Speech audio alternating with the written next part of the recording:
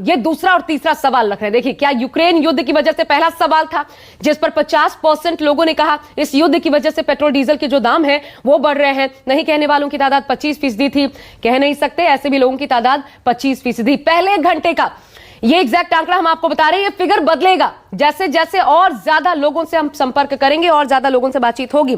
लेकिन अब चलिए, अहमदाबाद में भूपेंद्र नजर आ रहे हैं, उनका रुख कर लेते हैं। भूपेंद्र, यही सवाल पूछिए। अब जो सवाल हम लेकर आए, तेल के दाम बढ़ाना जरूरी है क्योंकि सरकार की मजबूरी है, और जीएसटी के दायरे में लाने से क्या आम आदमी को राहत मिलेगी?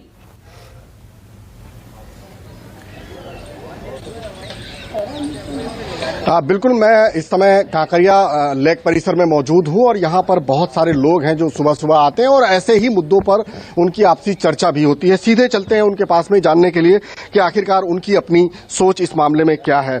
बहुत सारे लोग हैं यहाँ पर।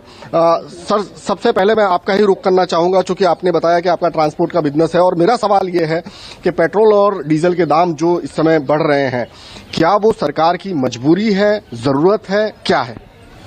नहीं, सरकार की मजबूरी है, इसमें कोई शक नहीं है। बिकॉज अब ग्लोबली क्रूड ऑयल्स के प्राइस बढ़े हैं तो उसका इम्पैक्ट तो आना है, और उसको तो बियर हर सिटीजन को करना पड़ेगा। नहीं, ये कहा जा रहा है कि रूस और यूक्रेन के युद्ध की वजह से जो है वो कीमतें बढ़ रही हैं, तो क्या ऐसा है, या फिर ये भी हो सकता है कि जीएसटी के दायरे में ला दिया जाए पेट्रोल और डीजल को तो शायद दाम कम हो जाए? नहीं, जीएसटी के दायरे में लाने का तो एक हद तक जा सकता है, उसमें कोई शक नहीं है, क्योंकि होना भी चाहिए। बट उसमें डिपेंड करता है हर स्टेट वाइज, स्टेट की उसमें हर सीएम की रिस्पॉन्सिबिलिटी बनती है कि वो उसके अंदर पार्ट करे। लेकिन यूक्रेन और मॉस्को का जो रशियन जो युद्ध हुआ है, उसमें नो डाउट उसने बहुत बड़ा क्राइसिस पैदा किया ग्लोबली। और इसके अंदर कोई भी आता है जब शॉर्टेज किसी चीज को, डिमांड एंड सप्लाई की बात है, जब किसी चीज की सप्लाई कम है और डिमांड ज्यादा है तो उसके प्राइस बढ़ते हैं। हर चीज के ऊपर है, डिपेंड करता है, नॉट ओनली ऑयल, हर चीज के ऊपर जाएगा, इसमें कोई शक नहीं। सर, गवर्नमेंट हमेशा ये कहती है कि हम रोड का एक पूरा जाल बिछा रहे हैं और बाकी सारी चीजें भी हो रही हैं, तो क्या लगता है कि इंफ्रास्ट्रक्चर को बनाने के लिए या अन्य चीजों के लिए पेट्रोल और डीजल के दाम बढ़ना जरूरी है, या फिर क्यों बढ़ रहे हैं? आपको क्या लगता है कि ये वॉर क्राइसिस है या फिर कोई और वजह है, चुनाव चले गए हैं? वॉर क्राइसिस ही है, और मतलब क्या है कि जो गवर्नमेंट इसमें टैक्स कम करने की लोग बात कर रहे हैं, तो आज यूक्रेन से 50 फ्लाइट में लोगों को लाए, उसका खर्चा कहाँ से आएगा?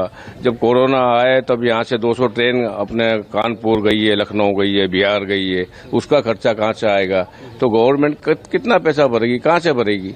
मोदी बहुत बढ़िया काम कर रहे हैं। मतलब ये जरूरत है, आज की जरूरत है। मतलब देश कहाँ से चलेगा अगर वो टैक्स पैसा अपनी जेब से भर देगा मोदी, तो देश कहाँ से चलेगा? देश कहाँ से चलेगा? और भी लोग हैं। सर, ये बताइए कि जैसा कि ये कहा जा रहा है कि अगर जीएसटी के दायरे में ला दिया जाता है या फिर जो स्टेट गवर्नमेंट है वो अपना ड्यूटीज कम कर देती हैं, तो पेट्रोल के डीजल के दाम जो है वो कम हो सकते हैं। पेट्रोल ना भाव कम करवाने की काम नहीं हुई। सब हिंदी में पेट्रोल का भाव कम करने से कोई काम नहीं होगा।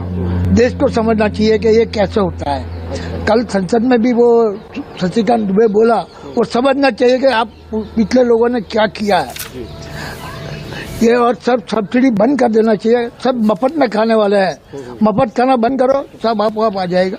बिल्कुल। अपने और भी लोग हैं। सर, आपको क्या लगता है कि ये जो पेट्रोल और डीजल के दाम मतलब बढ़ रहे हैं, तो ये वॉर क्राइसिस है, या फिर इसको जीएसटी में ला दें तो शायद कुछ रियायत मिल जाए, या फिर स्टेट गवर्नमेंट अपनी ड्यूटीज कम कर दें?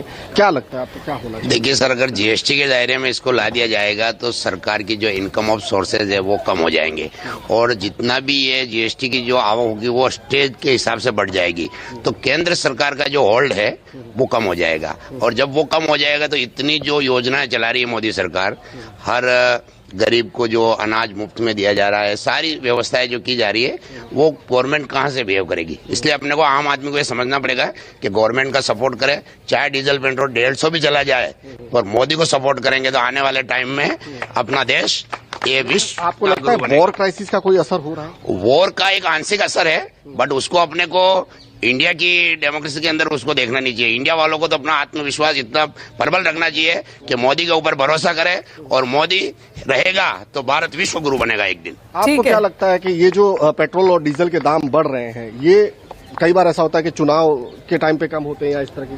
हाँ, ये 100% है, क्योंकि जो गैस है, जो अपने घर में गैस है, उसके दाम भी बढ़ रहे हैं और वो ओमान से आता है। ओमान में कोई वॉर नहीं है, ना कतर में वॉर है, ना ईरान में वॉर है, ठीक है।